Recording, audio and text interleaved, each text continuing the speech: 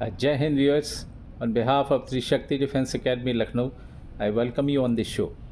आज हम चर्चा करने जा रहे हैं सेम करंट युद्ध जो चल रहा है इज़राइल यूएसए वर्सेस ईरान के बारे में, और इसमें एक बहुत ही बड़ा दिलचस्प मोड़ ले लिया है इस लड़ाई ने, इस युद्ध ने, और जिसमें कि एक नई चीज़ इमर्ज होकर आ रही है। हालांकि उस चीज़ से दुनिया के सभी देश भी जो है परेशान हैं, और वो है ऑयल को लेकर।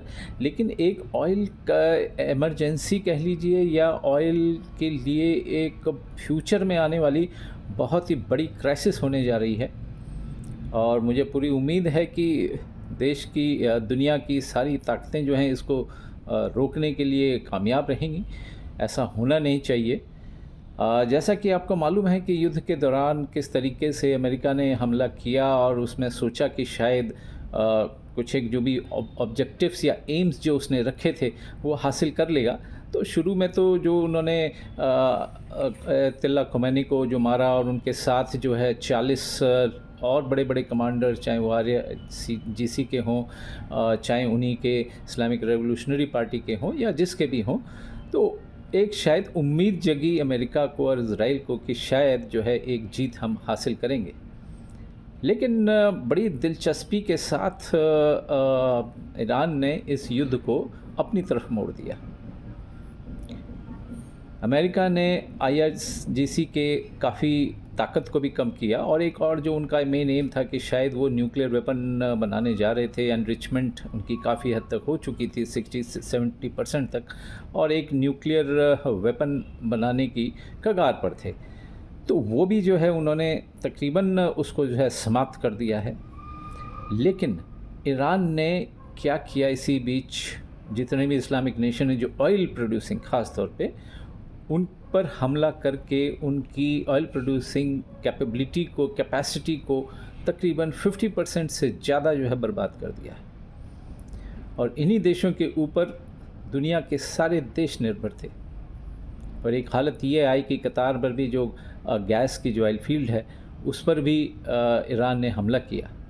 तो गैस, पेट्रोल, डीजल, इन सब चीज़ की, क्रूड ऑयल की जो है कीमतें भी बढ़ी, और सारी विश्व में जितने भी देश हैं सब पर इस चीज़ का असर पड़ा है, सबकी इकॉनमी पर असर पड़ा है।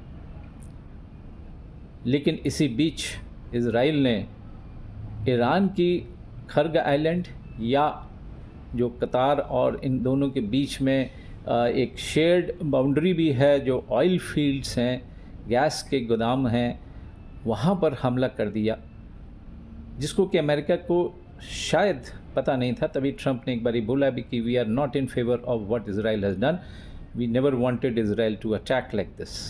और ये युद्ध और ये हमला हुआ है 2 दिन पहले की बात है।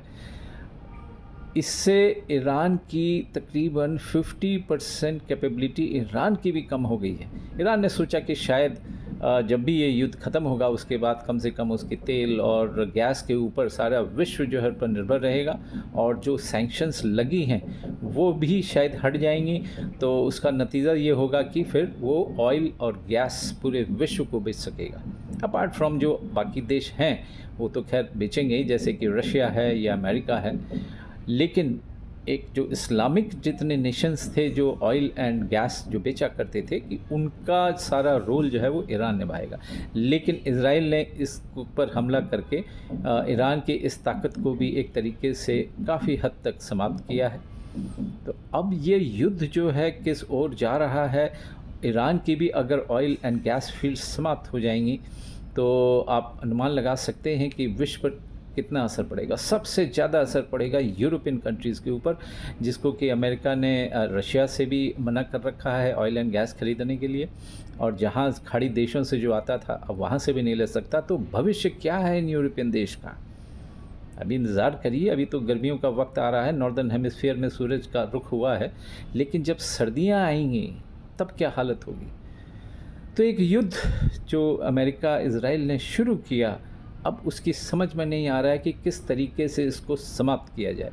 देखिए, कॉन्फ्लिक्ट टर्मिनेशन एक बहुत ही इम्पॉर्टेंट चीज़ है। युद्ध करना आसान है, जैसे कि मैं अपने पिछले वीडियो में भी बोल चुका हूँ कई बार कि युद्ध शुरुआत करनी बड़ी आसान है, लेकिन समाप्त करना बहुत ही मुश्किल है। क्योंकि क्या एम है, कब तक वो एम अचीव होंगे, एम अचीव हो जाते हैं तो उसका रिपरकशन क्या होगा, उसके बावजूद भी अगर युद्ध समाप्त न हो तो ये बहुत बड़ी चिंता का विषय है। अब आज के वीडियो में इतना ही। हमारे इस चैनल को सब्सक्राइब करना मत भूलिएगा। जय हिंद।